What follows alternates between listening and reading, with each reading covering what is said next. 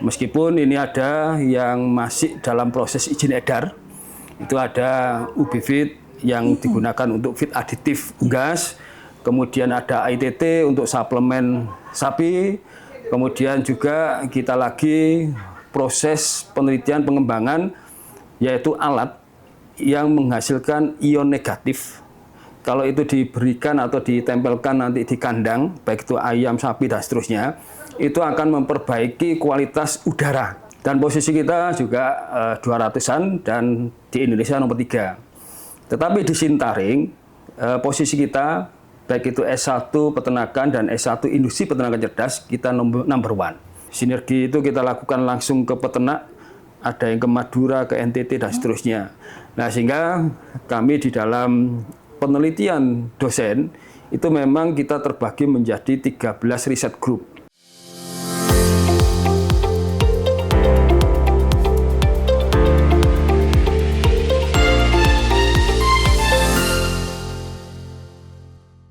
Halo teman UB, selamat datang kembali di Bonsai on Podcast. Ruang inspirasi dan pengetahuan tentang kita menggali pengetahuan lebih lanjut seputar berbagai fakultas yang ada di Universitas Brawijaya. Pada episode kali ini tentunya kita akan membahas salah satu fakultas yang tidak kalah menarik yang akan temuannya dan inovasinya dalam ranah peternakan, yakni dari Fakultas Peternakan Universitas Brawijaya. Dan hari ini telah hadir bersama kami semua, yakni Bapak Dekan dari Fakultas Peternakan Universitas Brawijaya, yakni Profesor Dr. Insinyur Muhammad Halim Natsir. Selamat datang Bapak. Selamat datang. Bagaimana kabarnya Pak? Alhamdulillah sehat walafiat. Alhamdulillah. Ya. Baik, pada kesempatan kali ini tentunya kita akan membahas banyak hal seputar Fakultas Peternakan Universitas Brawijaya. Baik Bapak, silakan untuk bisa dijelaskan perjalanan karir awalnya menjadi seorang dekan itu seperti apa Bapak? Karir ya. Ya, Assalamualaikum warahmatullahi wabarakatuh. Ya, Alhamdulillah bisa berjumpa di pagi ini. Jadi memang awalnya saya tidak ada cita-cita jadi dosen. Karena memang keluarga saya itu 14 bersaudara. Jadi satu ayah, satu ibu kandung. Dan 13 yang lain itu adalah sebagai seorang pengusaha. Sehingga saya sebenarnya kesasar menjadi PNS, menjadi dosen. Tetapi apa yang dikatakan ibu saya, apa yang dihadapi itu adalah anugerah dan itu adalah jalan hidup. Oleh karena itu pada tahun 98 saya masuk sebagai dosen UB dan menariknya pada saat itu memang semuanya kan ngisinya masih manual, Mbak. Iya. Ya, ngisinya manual, ada salah satu pertanyaan yang lucu adalah mengisi jumlah saudara. Nah, kolomnya itu cuma 8. Nah, kebetulan dari 98 itu yang menjadi dosen ada 2 orang yang tidak cukup. Ya, tidak cukup. Salah satunya saya dan satunya adalah Prof. Solikin dari Pengairan. Oh iya. Lucunya dua-duanya adalah sama-sama dari Gresik. Ya, itu. Ya, itu. Ya, dari tahun 98 saya menjadi CPNS di UB. Kemudian dengan perjalanannya, ya Alhamdulillah tahun 2004 itu sudah dipercaya sebagai sekretaris di dalam PHK di nutrisi. Kemudian 2007 kalau nggak salah itu adalah menjadi sekretaris jurusan. Baru setelah itu bertubi-tubi ya sebagai koordinator PSIK yang waktu itu PSIK baru muncul. Kemudian di Lab Sumber Sekar, kemudian di GJM, PJM, dan seterusnya. Dan pada tahun 2013 kami membantu di tingkat universitas yang dimulai dari sekretaris tim program hibah kompetisi. Setelah itu menjadi direktur hibah kompetisi dan juga dilanjutkan sebagai wakil direktur di Lab Ngiju. Ya, sejak itu akhirnya saya kembali ke fakultas menjadi wakil dekan 1 dan sekaligus sebagai ketua komisi 1 di Senat Akademik Universitas. Ya, setelah perjalanan itu ya mungkin karena tidak ada calon dekan yang lain, hanya ada 2. Ya akhirnya saya suruh maju, ya majulah. Dan ternyata dipercaya oleh teman-teman, 80% memilih saya. Yaitu ya perjalanan yang saya katakan tidak ada perencanaan apapun. Nah itu yang bisa saya ceritakan tentang perjalanan saya menjadi dekan. Dan awalnya memang setelah lulus saya tidak langsung menjadi dosen. Saya bekerja di salah satu perusahaan di Bandung. Nah, baru setelah itu 98 kami kembali ke alma mater tercinta. Gitu ceritanya. Baik, luar biasa sekali ya teman UB, pastinya sangat inspiratif yang awalnya tidak memiliki niatan untuk menjadi seorang dosen ya, tapi ternyata sekarang dipercaya menjadi seorang dekan di Fakultas Peternakan. Baik, luar biasa sekali Bapak, terima kasih sudah berbagi ceritanya, sangat inspiratif sekali. Nah, kalau boleh tahu nih Pak, sekarang ini kan era kolaborasi dan digitalisasi juga ya. Sekiranya apa saja arah strategis yang dibawa oleh Fakultas Peternakan Universitas Brawijaya pada saat ini? Ya, pada dasarnya kami tetap harus mengikuti apa yang menjadi cita-cita UB, yaitu berprestasi baik itu tingkat nasional maupun internasional. Sehingga kami di Fakultas Peternakan merangkum itu menjadi suatu kegiatan yang bernama Pentahelix. Jadi Pentahelix ini adalah melibatkan akademisi, yaitu Sivitas Akademika Fapet UB, termasuk di sini adalah universitas-universitas partner kita, baik ada di dalam negeri maupun di luar negeri. Kemudian yang kedua itu adalah pemerintah. Nah, pemerintah ini juga menjadi bagian dari kerjasama kami. Kemudian yang ketiga itu adalah pihak industri. Yang keempat itu adalah masyarakat yang menjadi tujuan kami bagaimana kesejahteraan masyarakat khususnya peternak itu menjadi inti. Dan yang terakhir yang tidak kalah pentingnya adalah peranan dari media. Ya, salah satu undangan dari Bonsai ini saya sangat berterima kasih. Kami menyampaikan kepada seluruh Sivitas Akademika Fapet kalau ada undangan dari wartawan jangan ditolak. Termasuk kemarin ada Pak Dahlan Iskan podcast dengan kami ya, kami layani. Ya, sehingga dari Pentahelix itu akhirnya kita membuat strategi. Sehingga apa yang menjadi 5 poin ini akan bisa mendukung tentang internalisasi digitalisasi. Nah, di bidang internalisasi ini kalau kita melihat seringkali masyarakat yang tidak tahu QS-nya peternakan itu di mana. Setiap kali wisuda tidak pernah disebutkan. Nah, banyak pikiran adalah Fakultas Peternakan tidak masuk di dalam pemeringkatan itu. Padahal QS by subject itu peternakan memang ada di dalam Agriculture and Forestry. Nah, sehingga yang tingkatnya 251 itu sebenarnya tidak hanya pertanian, tetapi juga peternakan, perikanan, FTP, dan juga MIPA. Nah, ini yang mungkin seringkali kita menyampaikan ke mahasiswa yang tidak paham itu, ya kita sampaikan. Beda dengan yang pemeringkatan yang lain, misalnya Eduring. Eduring itu memang base subject-nya adalah Animal Science, murni dari Fakultas Peternakan. Dan posisi kita di Eduring itu adalah 98 dunia.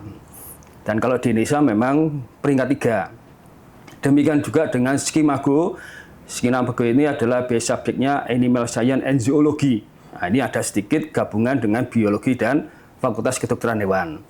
Dan posisi kita juga 200-an dan di Indonesia nomor 3. Tetapi di Sintaring, posisi kita baik itu S1 Peternakan dan S1 Industri Peternakan Cerdas, kita number 1.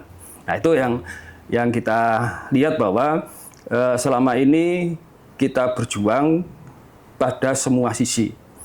Baik itu pendidikan, penelitian, maupun pengabdian. Dan memang akhirnya ada hal-hal yang kita lakukan di tahun 2025 untuk mendukung itu semua, apalagi dengan adanya Saintek Dikti berdampak. Sehingga yang menjadi program rektorat di dalam hal ini itu sebenarnya juga menjadi ranah berdampak itu. Iya. Nah, berdampak ini akhirnya kita mengaitkan 5 hal yang saya sebutkan tadi. Ya, memang sebagian itu adalah program-program yang baik yang dijalankan oleh universitas maupun oleh fakultas. Kalau yang dijalankan oleh universitas, ini kita selalu berpartisipasi. Sebagai contoh, Ejang Profesor, sebenarnya kita menargetkan 5. Tapi alhamdulillah di tahun ini ada 11 proposal yang didanai. Demikian juga dengan visiting lecture. Kita menganggarkan 20 proposal, ternyata ada 37. Demikian juga dengan UBSTAR. UB Star itu 10 yang kita anggarkan, ternyata capaian kita 28. Sehingga apa yang menjadi program universitas dalam hal internasionalisasi, sebenarnya Fakultas Peternakan sudah jauh melebihi apa yang ditargetkan oleh universitas. Nah, di samping itu, kita juga melihat ada hal yang memang kita itu tidak hanya untuk mahasiswa. Meskipun kita sadar bahwa stakeholder kita itu adalah mahasiswa. Mahasiswa itu harus berkompeten, mahasiswa itu harus dapat bersaing di dunia kerja. Tetapi kita juga peduli dengan masyarakat khususnya peternak. Sehingga di tahun 2025 ini ada 3 kegiatan sekolah lapang. Sekolah lapang di Bojonegoro itu didanai oleh Bank Indonesia. Kemudian sekolah lapang di Kanjabung ini didanai oleh Kanjabung. Dan yang menariknya adalah sekolah lapang yang di Pasuruan. Itu kita melibatkan 349. Dan akhirnya dari 349, akhirnya Kabupaten Pasuruan ini mendapatkan penghargaan, yaitu pengembangan ekonomi terpuji. Nah, sehingga pada saat wisuda di beberapa minggu yang lalu, kami sampaikan ke Wakil Bupati, waktu itu yang datang Gus Sohib, saya mengatakan bahwa program kita sebenarnya kita rancang 3 tahun. Jadi tahun pertama ini adalah bagaimana memperbaiki budidaya peternakan itu sendiri. Tahun kedua kita mengharapkan UMKM ini bermunculan. Dan tahun ketiga kita berharap supply chain dari UMKM ini bisa berjalan. Itu yang akhirnya kita tidak bicara hanya di ujungnya, tetapi inti marketingnya ini kita juga arahkan. Nah, kalau masalah digitalisasi, ya alhamdulillah Wapet sudah mulai tahun kemarin sudah pelayanan sudah dapat A, dan memang kita mengandalkan yang kita namakan Sifapet. Jadi Sifapet ini semua proses administrasi ada di sistem itu.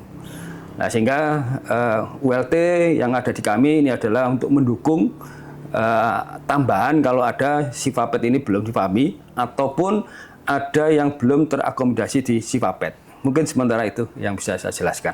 Oke, luar biasa sekali ya teman UB. Ternyata memang upaya dari Fakultas Peternakan Universitas Brawijaya untuk mencetak generasi yang unggul ini sangat luar biasa. Telah disebutkan juga tadi beberapa capaian-capaian dari Fapet UB. Begitupun rankingnya secara nasional maupun global yang ternyata sangat luar biasa juga begitu. Baik Bapak, sekiranya dari hal-hal yang telah disebutkan tadi, apakah ada salah satu dukungan dari Fakultas Peternakan UB untuk mencetak sebuah penelitian-penelitian yang dihasilkan oleh mahasiswa? Itu seperti apa dari fasilitas yang disediakan oleh Fapet itu sendiri? Oke, terima kasih Mbak Latifah. Jadi yang pertama tadi saya katakan memang semua bidang itu kita harus rangkul. Nah, untuk mahasiswa ini memang ada hal yang menarik bagi kami karena memang ini adalah generasi Z. Pada saat KKN itu memang kami coba dalam satu lokasi itu kita harapkan akan muncul minimal 3 teknologi tepat guna, dan itu tahun ini berjalan di Bojonegoro. Di akhir dari KKN itu kita mengadakan pameran yang dihadiri oleh Bupati dan Wakil Bupati Bojonegoro. Yang bagi kami menarik itu adalah ternyata mahasiswa ini kalau diberi kesempatan melihat kondisi di lapang dan mengeluarkan ide inovasi itu cukup luar biasa. Sehingga kemarin ada beberapa yang kita tidak menyangka ada mahasiswa kami yang bisa mengontrol kandang itu dengan menggunakan HP. Sehingga ada hujan buatan, mengontrol suhu, kelembapan, dan seterusnya. Ada juga yang membuat recording, ada juga yang sangat sederhana, tetapi itu sangat berguna di masyarakat, yaitu membuat dari botol bekas, disusun sedemikian rupa, ini untuk mengatasi lalat yang ada di kandang. Oh. Ya, lalat itu akhirnya memilih memasuk ke botol itu daripada kotoran. Nah, ini akhirnya menjadi hal yang kita jadikan juga. Ternyata memang mahasiswa ini perlu juga terjun ke lapang. Nah, bagaimana untuk fasilitasi? Ya kebetulan di Fapet UB ini sekarang ada 2 PS. Ada PS peternakan, ada PS industri peternakan cerdas. Nah, untuk industri peternakan cerdas ini memang masih semester 1. Baru kita menerima tahun ini. Ya, ini kita sudah semua lab sudah tersedia. Baik itu lab dasar, lab yang hubungannya dengan nutrisi, reproduksi, pemuliaan, teknologi hasil ternak, sosial ekonomi, kita semuanya ada. Nah, bagaimana mahasiswa itu menggunakan?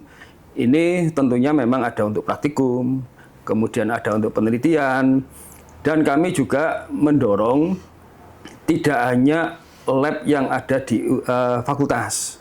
Kami juga mendorong kerjasama dengan industri, dengan BRIN dan seterusnya. Sehingga kami ini sangat senang dengan adanya kerjasama dengan industri.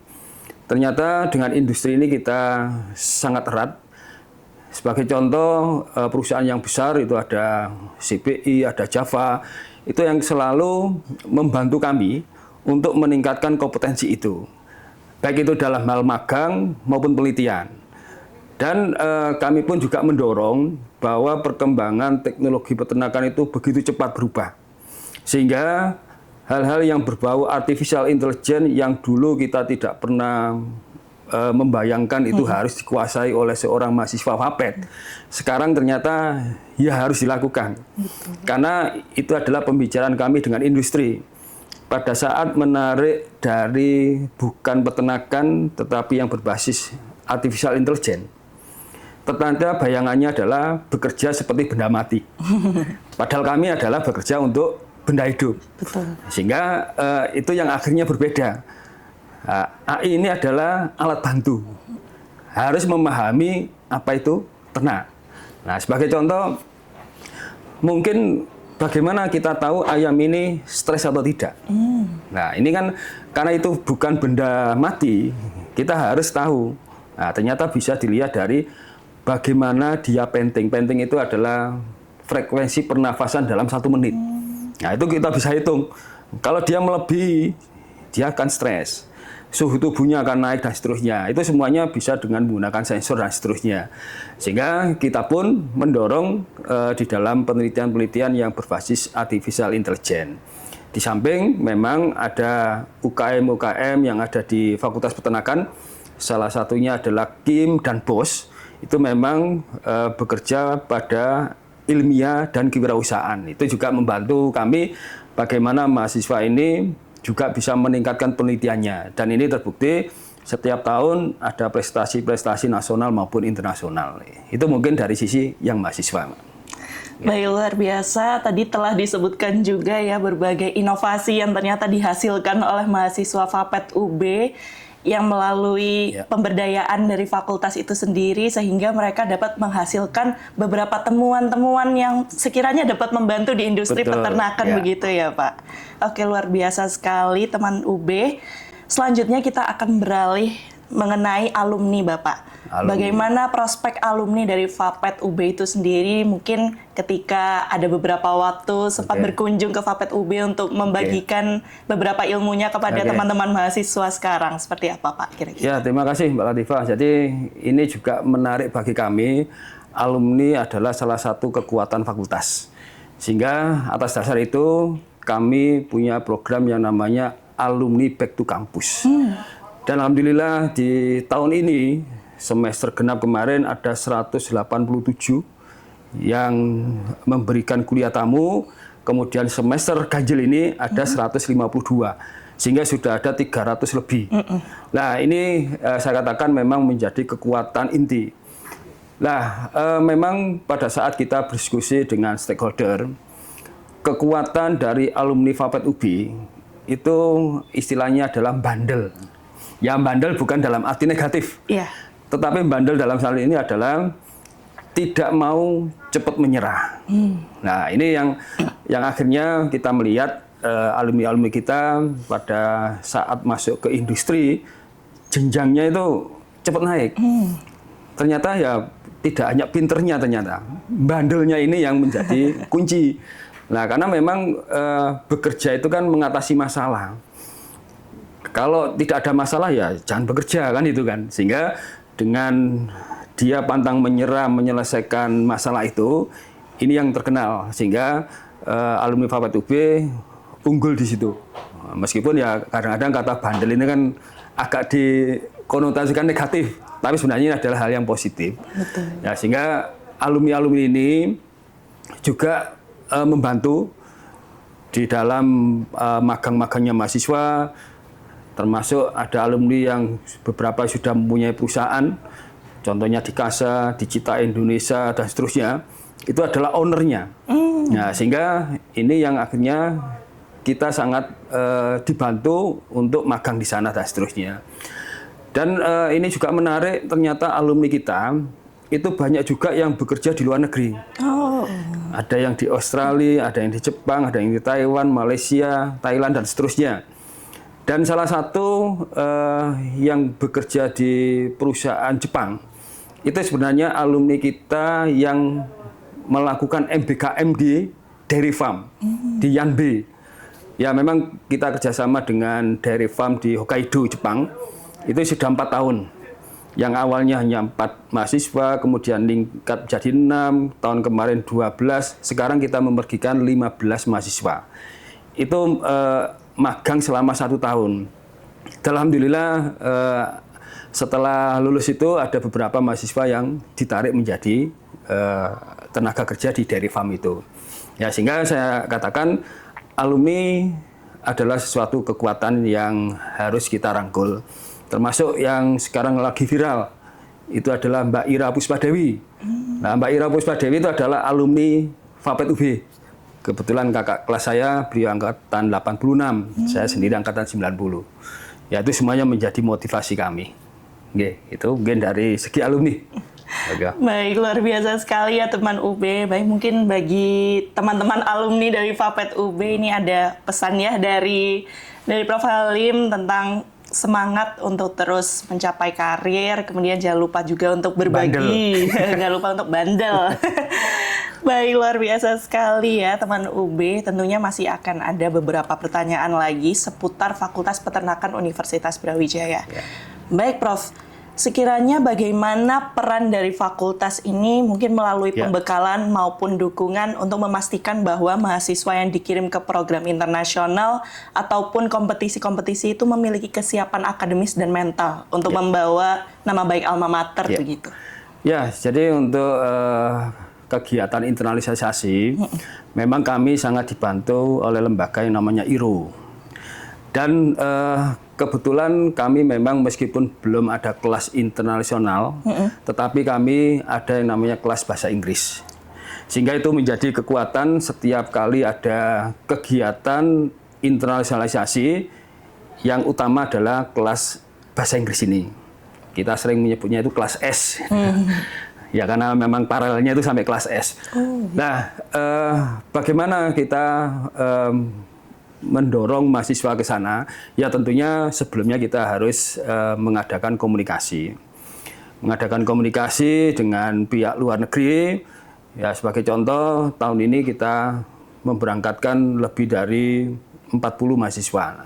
Yang tadi ada 15 ke Hokkaido, Jepang, kemudian ada yang ke Taiwan itu ada 3 kali proses, ada 4 dan 6. Kemudian juga ada di Maijo Thailand dan Raja Manggala Thailand juga ada. Kemudian juga ada di Hsinchu University. Nah, bagaimana kita membekali? Ya, kebetulan memang kelas S ini selalu kita dorong. Selalu kita dorong bahwa globalisasi itu suatu keniscayaan kalau kita tinggalkan.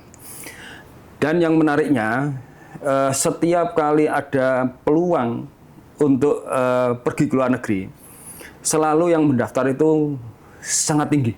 Sebagai contoh, yang tadi saya katakan Hokkaido itu kan 15. Yang mendaftar itu 165. Jadi antusiasnya itu cukup tinggi. Ada juga yang tadi saya katakan kerjasama, ada yang memang full semuanya gratis, ada yang hanya kita alihkan UKT-nya, kita bebaskan untuk hidup di sana, juga ada yang mau. Nah, ini yang akhirnya memang keinginan dari mahasiswa kami untuk opportunity ke luar negeri itu sangat tinggi. Sehingga memang pesannya mahasiswa kami itu adalah untuk terus menambah kerjasama luar negeri itu.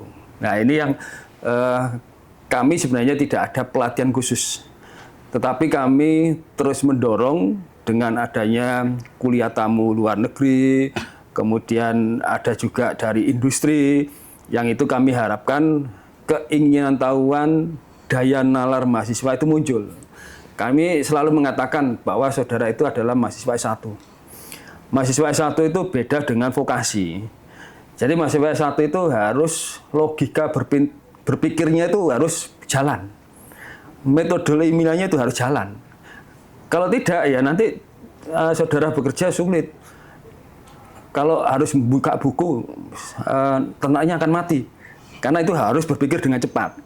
Dan saya katakan itu semuanya bisa dipelajari kalau kita memiliki hard skill dan soft skill. Oleh karena itu, seluruh mahasiswa sejak awal maba kita dorong jangan sampai hanya kuliah. Ikutilah kegiatan mahasiswa, baik itu intra maupun ekstrakurikuler. Karena kami menganggap itulah bekal hidup pada saat soft skill itu kuat. Karena suatu organisasi itu seperti pada saat nanti di industri. Nah, ini yang selalu saya dorong. Sehingga saya berharap memang tidak ada nervous di dalam ujian skripsi. Karena kalau sudah aktivis, ya nggak akan mungkin nervous. Tapi kalau tidak pernah ikut organisasi, ya yang terjadi suruh gambar ayam aja kakinya bisa terbalik. Nah, bukan karena tidak bisa, karena nervousnya yang sangat tinggi. Itu mungkin yang kita dorong, tidak hanya masalah akademik, tapi non-akademik juga menjadi bagian dari proses untuk kompetensi itu. Baik, sangat menarik ya teman UB. Jadi bagaimana tetap akademik maupun non-akademik harus berjalan selaras, begitu ya Pak ya. Bagaimana soft skill dan hard skill itu juga nantinya karena akan sangat dipakai begitu ketika nanti terjun langsung ke dunia profesional. Baik, luar biasa teman UB, itu tadi merupakan pemaparan dari Prof. Halim tentang bagaimana upaya dari Fapet UB untuk dapat mencetak generasi yang unggul baik secara global maupun nasional. Kemudian bagaimana juga upaya dari Fapet UB untuk dapat menjadi world class university, itu tadi juga sudah disebutkan.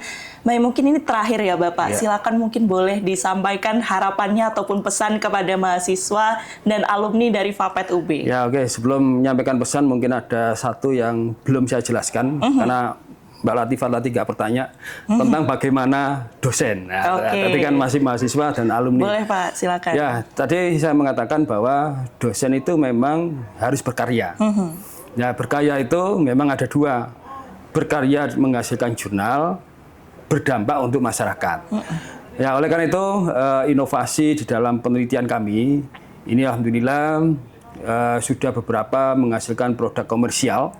Meskipun ini ada yang masih dalam proses izin edar, itu ada UB-Feed yang digunakan untuk feed aditif unggas, kemudian ada ITT untuk suplemen sapi, kemudian juga kita lagi proses penelitian pengembangan, yaitu alat yang menghasilkan ion negatif. Kalau itu diberikan atau ditempelkan nanti di kandang, baik itu ayam, sapi, dan seterusnya, itu akan memperbaiki kualitas udara. Nah, ini harapannya adalah produktivitas dan kesehatan meningkat. Sehingga ini semua menjadi inovasi-inovasi andalan kita, termasuk ada dosen kami yang sekarang lagi menciptakan drone untuk mendeteksi dari ayam, kemudian juga kesehatannya itu deteksi. Kemudian ada juga yang menghasilkan kit untuk mengetahui apakah madu kering ini bagus atau tidak. Jadi itu semuanya bagian dari bagaimana inovasi itu setiap tahun harus muncul. Dan alhamdulillah di dalam IKU inovasi itu pasti ditargetkan ke Fakultas Peternakan. Dan selama ini kita bisa tercapai bahkan melebihi. Ya, tahun ini kita menargetkan di target 1, insya Allah nanti akan 5 produk yang akan kita hasilkan. Di samping itu kita juga melakukan proses penelitian sinergi. Sinergi itu kita lakukan langsung ke peternak, ada yang ke Madura, ke NTT dan seterusnya. Nah, sehingga kami di dalam penelitian dosen itu memang kita terbagi menjadi 13 riset group. Ya, kekuatan dalam penulisan jurnal berdampak ke masyarakat akhirnya lahir dari masing-masing riset group ini. Dan kami juga di dalam dosen ini juga terlibat langsung di dalam mungkin sekarang ada Mbak Latifah tahu ada MBG. Oh iya. Nah, MBG itu kan digerakkan oleh SPPI, Sarjana Penggerak Pembangunan Indonesia. Nah, kebetulan kemarin 20 dosen kita diterjunkan untuk melatih itu semua. Baik itu di Malang, Sidoarjo, Mojokerto maupun Surabaya. Kita menerjunkan 10 profesor, 10 doktor. Nah, itu semuanya adalah bagian kami bahwa harus berdampak. Nah, ini yang terus kita galakan, di mana memang dosen sekali lagi memang harus berkarya. Nah, itu. Ya, mungkin untuk yang terakhir, ya bahwa memang semua di dalam kehidupan itu kita harus niatkan untuk ibadah. Karena perjalanan hidup kita itu ya sementara. Oleh karena itu setiap proses, baik itu proses yang ada di kampus maupun proses yang di luar kampus, ya selalu kita niatkan ibadah. Dan selalu yang saya pesankan pada setiap yudisium, yang pertama harus berterima kasih ke orang tua. Karena doa orang tua itu adalah kekuatan yang luar biasa. Saya tadi katakan kenapa saya jadi dosen, ya itu mungkin adalah doa ibu saya. Yang waktu itu memang saya serba pilihan. Lulus S1 antara bekerja atau studi lanjut. Akhirnya saya lakukan bekerja dulu, karena saya nggak mau merepotkan orang tua membiayai. Di tengah jalan saya bekerja, ada beasiswa Bank Dunia yang datang. Saya minta pendapat ibu saya. Namun gajinya sama. Ya, guyonannya seperti itu. Ya sudah, sekolah saja. Demikian juga pada saat saya lulus S2. Saya sebenarnya sudah diterima di perusahaan besar. Tapi ditawari di UB. Sekali lagi pilihan lagi.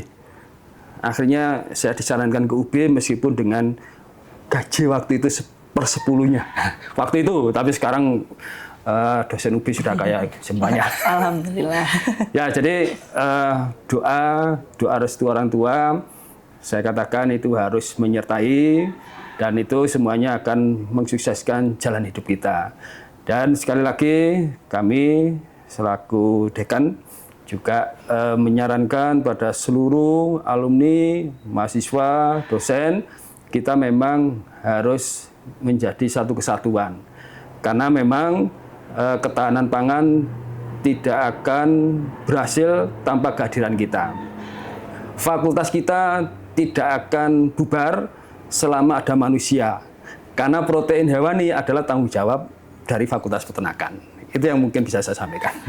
Baik, luar biasa sekali ya teman UB, bagaimana Fapet UB ini memberdayakan mahasiswa, alumni, tapi tidak hanya mahasiswa dan alumni saja yang turut andil, tentunya para dosen juga turut andil juga untuk menciptakan keberdampakan untuk menuju World Class University bagi Fakultas Peternakan Universitas Brawijaya.